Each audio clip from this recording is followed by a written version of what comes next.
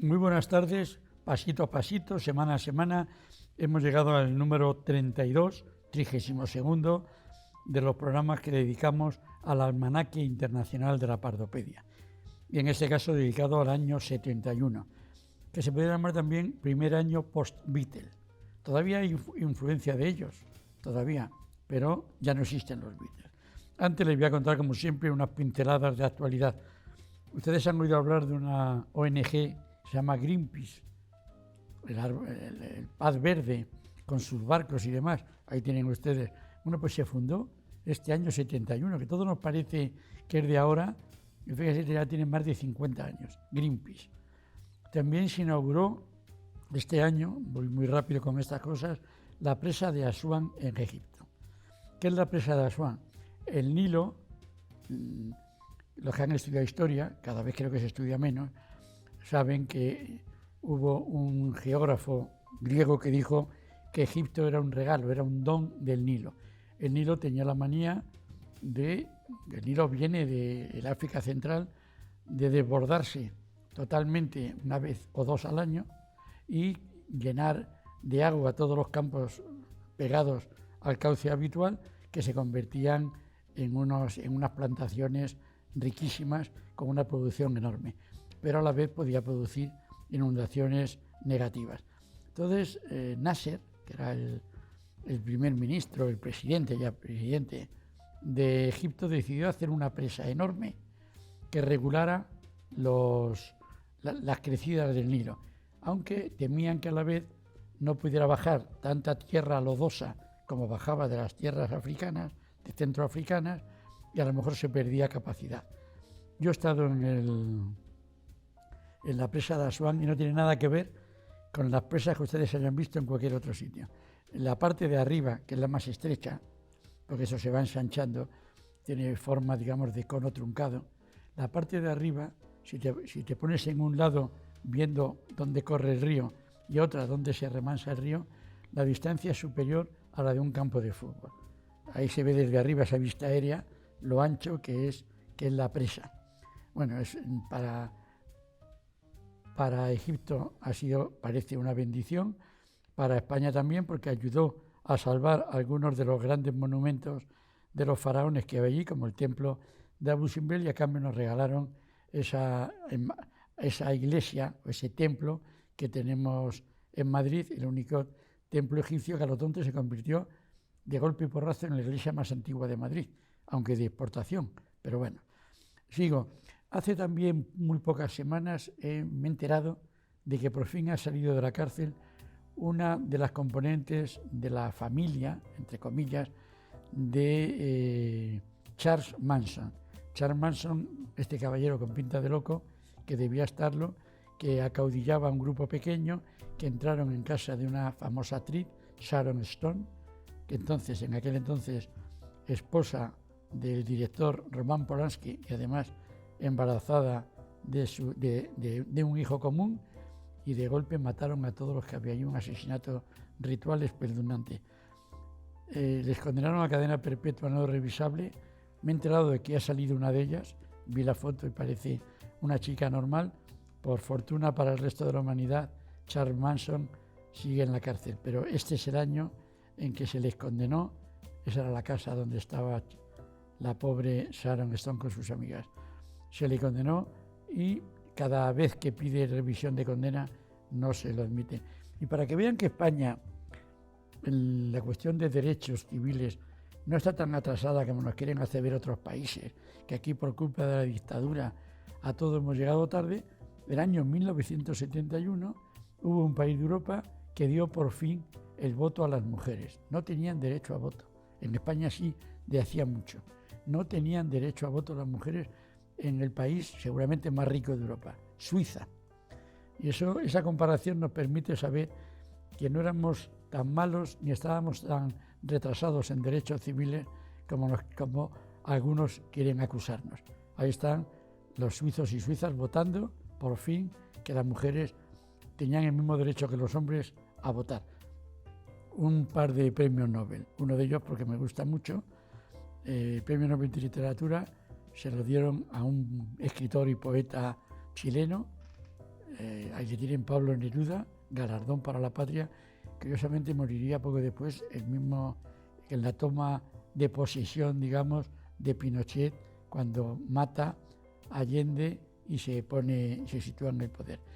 Y el Premio Nobel de la Paz, este sigue siendo Neruda, se lo dieron a un alemán que había sido alcalde de Berlín, cuando Berlín estaba dividida en 4 partes y luego en 2, con un muro de la vergüenza, etc.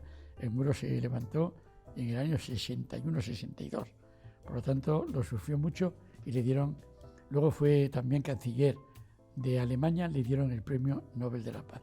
Y vamos a sumar un fallecimiento más, una leyenda más a ese club de los 27, los famosos músicos que habían muerto con 27 años. El año 70 habíamos visto la desaparición de 2 grandes figuras, Jimi Hendrix y Janis Joplin, y este año le toca a Jim Morrison, el líder de los Doors. Muere en París, en un hotel.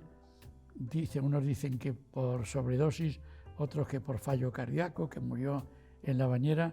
Esa es su tumba en el cementerio Père Lachaise de Francia. Yo creo que ningún chico o chica joven que va a París deja de visitar la tumba de Jim Morrison, que además está rodeada de otras tumbas, ¿no? Y ahí se hacen auténticas peregrinaciones. Yo, que no soy joven, también he ido a verlo. Le ven ahí del año 43 al año 91. Vamos a entrar en música. Decía yo hace una semana en el programa 31, año 70, que se iba a hacer una auténtica batalla por ver cuál de los Beatles triunfaba más en solitario. Es decir, quién era el responsable de que los Beatles hubieran sido tan importantes. John, Paul, Ringo, George, es decir, cualquiera valía. Bueno, por ejemplo, este año 71, John Lennon edita Imagine, una canción histórica, pero curiosamente no funciona. Es decir, Imagine de John Lennon no llega al número 1 hasta 10 años después, cuando asesinan a John Lennon. Es decir, es una canción que todo el mundo considera importantísima, pero a la que no se le dio el valor en ese tiempo. Parecía una canción un tanto ñoña, teniendo ilusiones de un mundo perfecto y demás. El que se llevó el gato al agua fue George Harrison, el que nadie esperaba, el que nunca dejaban sacar un single. En toda la historia de los Beatles solo hubo un single de los Beatles mientras ellos estaban vivos o funcionando que no fue número 1. Todos fueron número 1, escritos por John Lennon y Paul McCartney. El único que no fue número 1 fue uno escrito por George Harrison, y era una super canción, Something, algo. La ha cantado todo el mundo, desde Frank Sinatra a cualquier flamenco. El Something es una auténtica joya, pero no llegó al número 1. Sin embargo, George Harrison, que tenía muchas canciones en la cabeza, porque no le habían dejado sacarlas, porque siempre se imponían en los discos de los Beatles las de Lennon y McCartney, lo que hace es hacer un triple disco, y dentro de ese triple disco está esta canción, My Sweet Lord, con un aire religioso, pero no de una religión sola, porque tiene trozos del Hare Krishna y demás, y se convierte en un número 1 como disco pequeño, nunca como disco grande, en un número 1 impresionante. Lo que ocurre es que un oscuro compositor norteamericano que había hecho una canción para un oscuro cuarteto de chicas, también norteamericanas, llamadas las Chiffons, había hecho una canción muy parecida antes, muy parecida. Y curiosamente George Harrison, que estaba al día de lo que pasaba en el mundo, no en vano competía con ellos, esa canción había llegado al número 1 en Estados Unidos compitiendo con los Beatles. Bueno, pues George Harrison, olvidemos a Lennon, que tuvo el mismo problema con una canción de Chuck Berry. George Harrison se da cuenta de que la canción es exactamente igual que una que se llama He's So Fine. Él es tan guapo, él es tan mono, de las Chiffons. Pongan las 2 canciones juntas en su tocadiscos, entren en internet y búsquenlas, y la estructura, la melodía es exactamente igual, pero no solo la estrofa central, sino el estribillo también, el paso de central al estribillo, que es muy distinto, también lo hacían los Chiffons. Esto fue pleiteado y el que perdió fue George Harrison. Como era el Beatle bueno, el tribunal inglés declaró que había sido un plagio involuntario, con lo cual no le condenó a nada, pero todo el dinero que había producido la canción pasó a los compositores del Hits of Fame. Bueno, fue el primero, pero luego tuvo esta degradación un tanto vergonzante. Y vamos con otra de esas canciones que merece un ratito para explicarla. Se llama Tú tienes un amigo, You Got a Friend. Dentro de los muchos estilos que he comentado que competían para crear una nueva moda que ocupara el puesto que habían dejado libre los Beatles, pues surgió un movimiento que llamaban de cantautores. ¿Qué era un cantautor? Cantautores eran los Beatles, cantaban sus propias canciones, eran los autores de sus éxitos. Pero como él, casi todos los artistas pop se componían sus canciones. ¿Por qué no se llamaban cantautores? Porque el cantautor, en esa terminología oficial del mundo del disco, venía a ser el autor que cantaba su canción, donde daba tanta o más importancia a la letra que a la música. Es decir, los acompañamientos eran muy esquemáticos para que brillara como tenía que brillar la letra. Y en esa lista de cantautores, pues hay personas como Carole King, que había sido la compositora de cabecera de todos los grupos juveniles y solistas juveniles de los años 60, hasta el punto que el otro día hice una cuenta y canciones escritas por ellas en las listas, en el top 100, entre las 100 más vendidas en Estados Unidos, hay más de 100 canciones, creo que 109 me salieron. 109 canciones. Bueno, pues ella de pronto escribe un álbum, el primer álbum se llamaba La Escritora, The Writer, y el segundo se llamaba Tapestry. Tapestry es un tapiz. Y lo que ella quería contar era mostrar en un tapiz sus canciones, lo que ella era capaz de inventar. Y utilizó alguna canción que ya había triunfado en otras voces, como por ejemplo, bueno, es decir, estoy pensando cuáles había dado. Una canción que se llama Me has hecho sentirme una mujer natural, que la convirtió en número 1 Aretha Franklin. Ella también la incluye allí.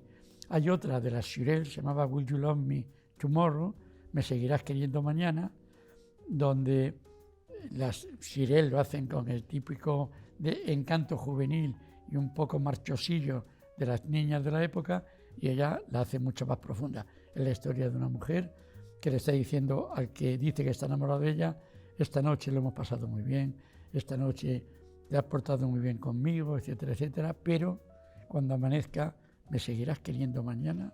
Bueno, pues todo eso estaba en Tapestry, pero había una canción sobre todas, se llamaba You Got a Friend, tienes un amigo o tienes una amiga.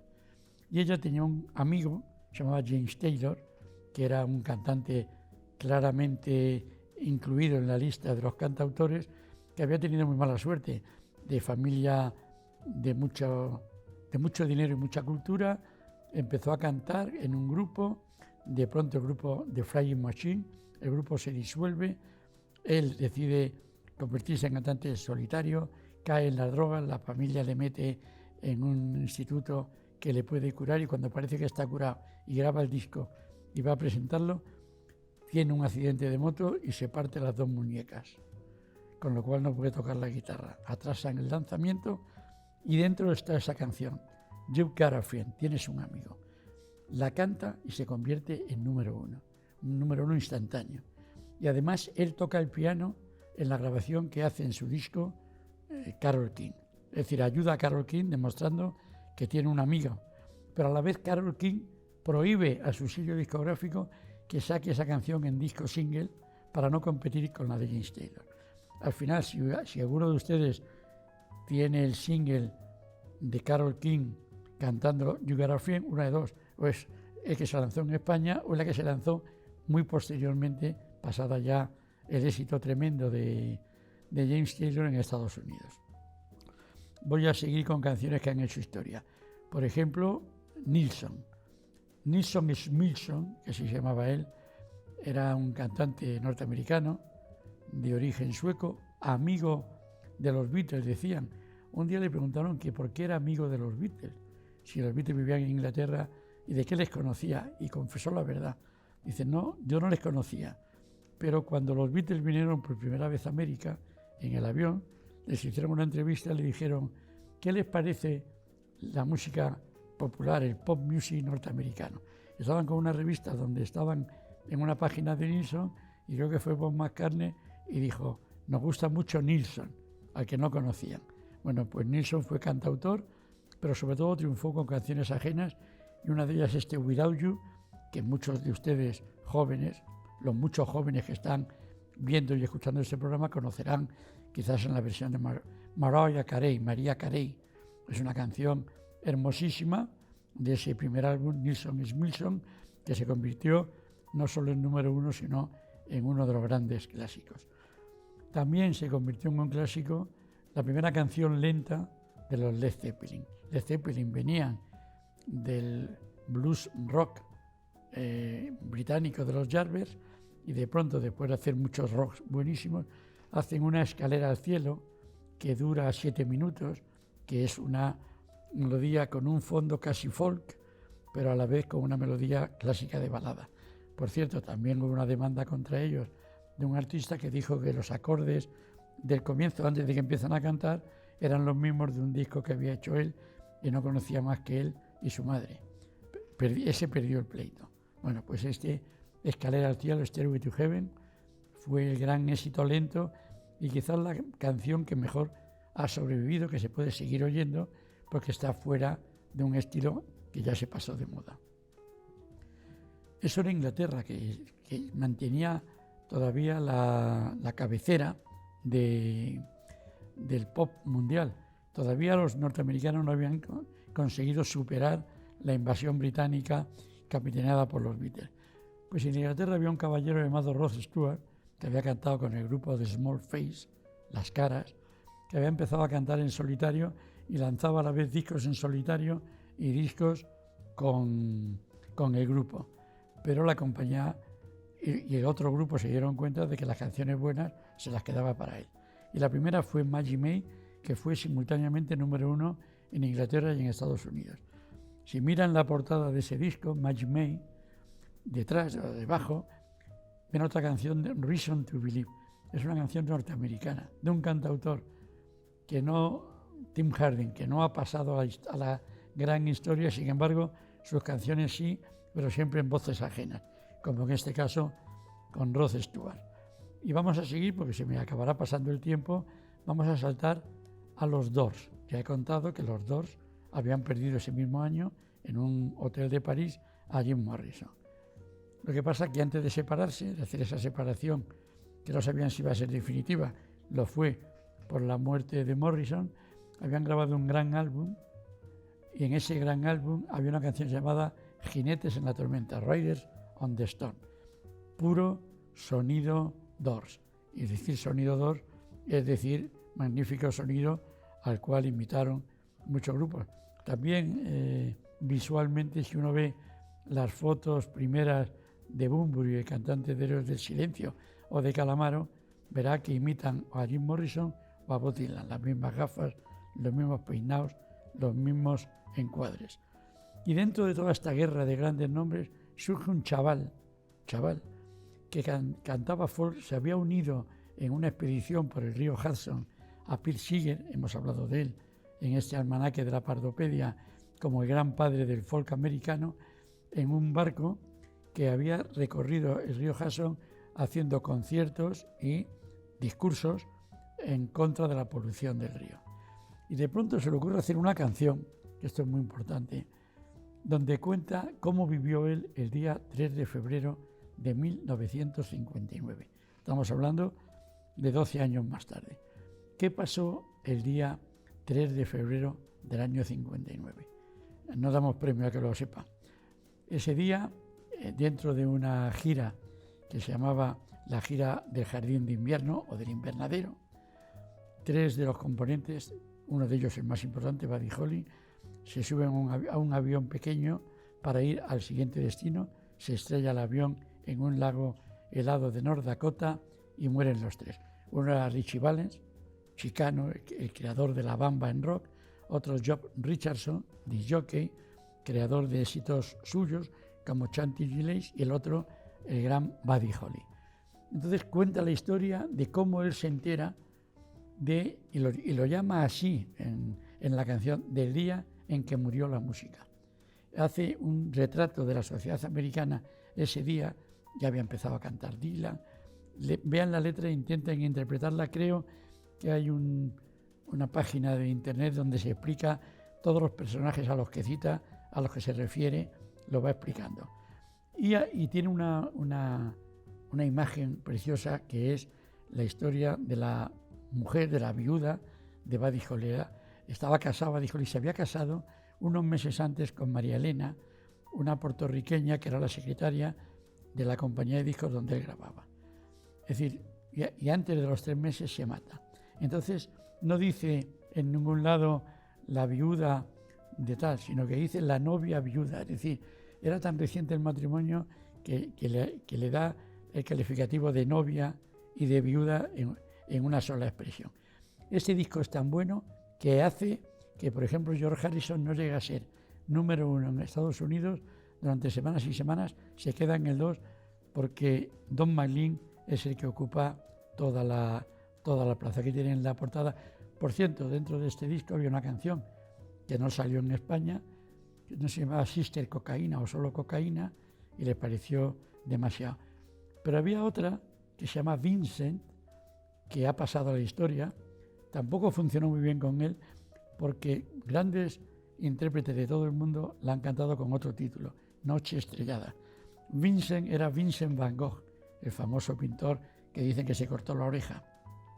Y tiene un cuadro con un fondo azul oscuro y una serie de soles como girando sobre sí mismos, que se llama Starry Night, Noche Estrellada. Entonces esa canción, que se llama de verdad Vincent, empieza con un verso que dice Starry, Starry Night. Si quieren oírla, hay una muy buena versión, por cierto, de nuestro Julio Iglesias. Bueno, pues estaba en ese disco y en su momento no pasó gran cosa. Así que vamos a pasar a una cantante llamada Cher, que de pronto se separa ya definitivamente de Bono. Había hecho el primer disco, es decir, Sonny and Cher, Sonny Bono, no me lo confundan con el Bono de U2, y aquí ya decide que Bono o Sonny Bono va a ser el creador de las canciones y Cher la cantante y él el productor, y tiene este primer éxito que yo traduzco como Gitanos, Vagabundos y Ladrones. Y es una canción con un cierto aire eslavo que la convierte en número 1 y en la estrella que sigue siendo. Y voy casi a terminar con Johnny Cash. Johnny Cash había empezado a cantar dentro de la música del mundo country, pero el sello Sound Records de Memphis, el mismo que había descubierto y lanzado a Elvis Presley, le hace pasar más a la música rock y empieza a hacer una gran carrera con el subtítulo de The Man in Black, el hombre de negro. Y así ha sido durante años y años, pasando modas y modas, se ha quedado con el hombre de negro.